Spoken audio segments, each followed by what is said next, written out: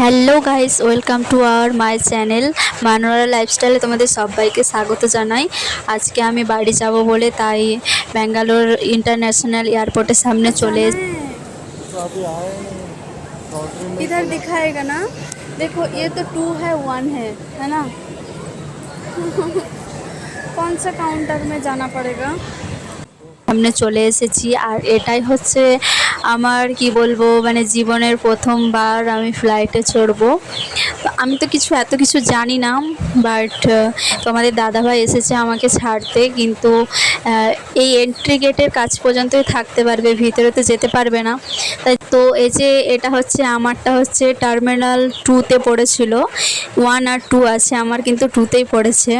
এটা কিন্তু নতুন হয়েছে আর সব আমার চেকিং মেকিং হয়ে গিয়েছে, কিন্তু লাগেজ চেকিং সব কিছু হয়ে গিয়েছে। আমি এখন ওয়েটিং রুমে এসে ওয়েট করছি ফ্লাইটের জন্য আর কি।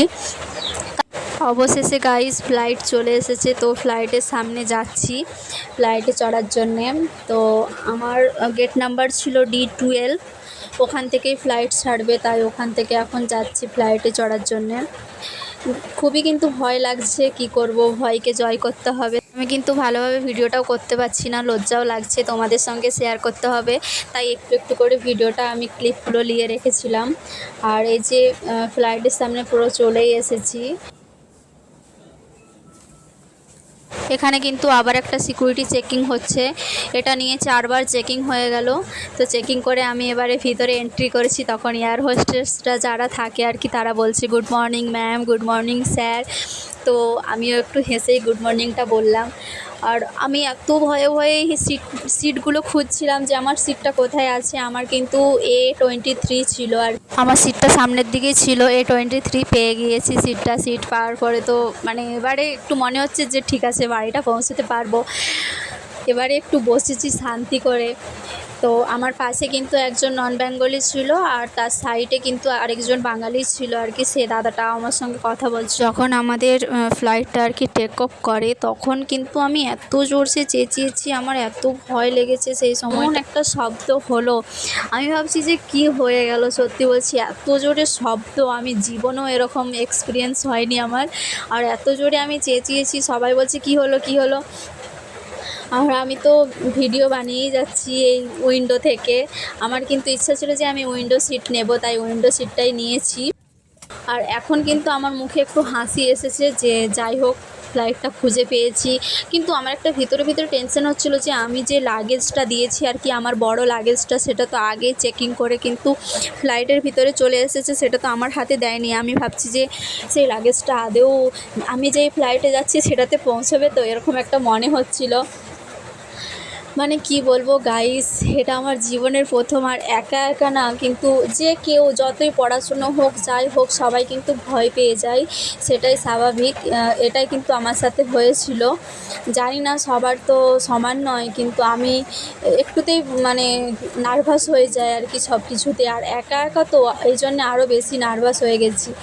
এই যে এখানে এয়ার হোস্টেস ও এসে সব কিছু বোঝাচ্ছিলো, আমি কিন্তু ভিডিও বানাচ্ছিলাম, ও আমার দিকে দেখছে, যখনই দেখছে আমি কিন্তু ক্যামেরাটা সরিয়ে নিচ্ছি। কিছু বলে না, কিন্তু তাও আমার একটা যেমন লজ্জা লজ্জা ভাব লাগছে এরকম আর কি। আমি কোথাও এলে ভিডিও করি না। আর এই যে আমাদের এখন ফ্লাইট রানিংয়ে চলছে, এবারে উপরের দিকে উঠবে। গাইস যখন উপরের দিকে ওঠে তখন তো আমি এত চমকে গিয়েছি, কিন্তু তখন আমি ভিডিওটা করতে পারিনি আর কি, মোবাইলটা পড়ে গিয়েছিল আমার হাত থেকে। আমি যখন আউমাউ করে উঠেছি তখন আমি মোবাইলে ভিডিও করা বন্ধ করে দিয়েছিলাম, এত ভয় লাগছিল আমার। আর একটা কথা কি জানো তো বন্ধুরা, আমি এই ফ্লাইটে আসবো বলে কিন্তু আমার কিন্তু আনন্দ হয় যে লোকের আনন্দ হবে, আমার কিন্তু আনন্দও করতে পারছিলাম না, কারণ আমার মায়ের শরীরটা এতটাই অসুস্থ যে আমি ভালোভাবে আনন্দও করতে পারছিলাম যে আমার প্রথম ফ্লাইট, একটু আনন্দ মজা করে যাব, কিন্তু অতটা বেশি করতে পারিনি। রাত থেকে কান্নাকাটি করেছি পুরো। তারপরে তো বাড়ি থেকে বেরিয়েছি 2টোর সময়, আমার ফ্লাইট ছিল 7টার সময়, পৌঁছতে হবে এখানে 4টার সময় পৌঁছতে হবে আর কি। হাতে 3 ঘন্টা রাখতে হয়, ওই সিকিউরিটি চেকিং সব কিছু চেকিংয়ের জন্য কিন্তু 3 ঘন্টা হাতে রাখতে হয়। তার জন্যে আমরা 2টোর সময় বেরিয়েছিলাম বাড়ি থেকে, কিন্তু এখানে এসে পৌঁছেছি তখন 4টা। আমরা 3:30 4টার দিকে পৌঁছে গিয়েছি। তারপরে যখন আমি ভিতরে এসেছি ওই 4:30 বেজে গিয়েছে। তারপর আমার চেকিং টেকিং করে কিন্তু তাও 1.5 ঘন্টা আমি ওয়েটিং রুমে ওয়েট করেছি। তো কী করবো আর, আমার তো কোনো যাওয়ার আসার ইচ্ছাই ছিল না যে আমি ফ্লাইটে আসবো। আমি সবসময় বলি যে না, আমার ট্রেনই ভালো, আমি ট্রেনেই আসবো। আর যেদিন থেকে গাইস ওই ফ্লাইটটা হচ্ছে ওখানে ক্রস হয়ে গিয়েছিলো না, সেদিন থেকে আমার কিন্তু অনেক ভয় হয় যে কী হবে না হবে। আর একটা কথা কি জানো তো, যখন আমি বসে তো গিয়েছি ফ্লাইটে, উপরে তো উঠে গেল, তারপরে যখন ফ্লাইট যখন ইউটার্ন নিচ্ছে তখন কিন্তু আরও বেশি ভয়। মানে ইউটার্ন নেবার সময় কিন্তু আমি কিন্তু ওই কী বলে যে পাখনা দুটোর মাঝেই কিন্তু বসেছিলাম না, এই ডানা দুটোর কাছে। তো যখন ইউটার্ন নিচ্ছে তখন কিন্তু ওই ডানাগুলো বেঁকে যাচ্ছে। যখনই ডানাটা বেঁকে যাচ্ছে, মানে যেরকম বাস যখন ইউটার্ন নেয় আর কি, বাসটা যেমন হেলে যায়, তখন কিন্তু ফ্লাইটটাও যখন হেলে যায় গাইজ, আমার তো পুরো একদম ছাতি ধড়ধড় করছে। আর এই যে আমরা কিন্তু উঠে গিয়েছি, মাঝে মাঝে ইউটার্ন নিচ্ছে, তো তখনই কিন্তু খুবই অসুবিধে হচ্ছে, তখনই আমার ভয় লাগছে। তারপরে কিন্তু আর ভয় লাগেনি। যখন 1.5 ঘন্টা হয়ে গেল আমার আসতে, প্রায় 2.5 ঘন্টা লেগেছিলো আর কি। আমরা 10টার সময় এসে পৌঁছেছিলাম, 10টার আগে পৌঁছেছিলাম, ওই 9:45-এর দিকে এরকম, 10টারও আগে পৌঁছে গিয়েছিলাম। তা আমি কিন্তু মোবাইলটা ওখানে সেট করে রেখে দিয়েছিলাম যে ভিডিও হতেই থাক, আমি আর ভয়ে চুপচাপ বসেছিলাম। গাইস সত্যি বলছি, ফ্লাইটে বসে এমন একটা ফিলিংস, সত্যি কথা, মেঘগুলো এত সুন্দর লাগছে আর কি বলবো। যখন ফ্লাইটে বসে আছি, কোনো সমুদ্র আসছে আমাদের যে, যখন কলকাতার সামনে এসেছিলাম আর কি, যে এখন কলকাতার সামনে চলে এসেছি, এর আগে কিন্তু একটা ওই গঙ্গাসাগরটা পুরোটাই দেখা যাচ্ছিলো। এত সুন্দর ভিউটা লাগছিলো, মানে কি বলবো। এখন তো কলকাতাকে চলে এসেছি ব্যাঙ্গালোর থেকে, এটা আমাদের কলকাতা শহর। কত সুন্দর লাগছে উপর থেকে কলকাতার শহরটা, সত্যি বলছি।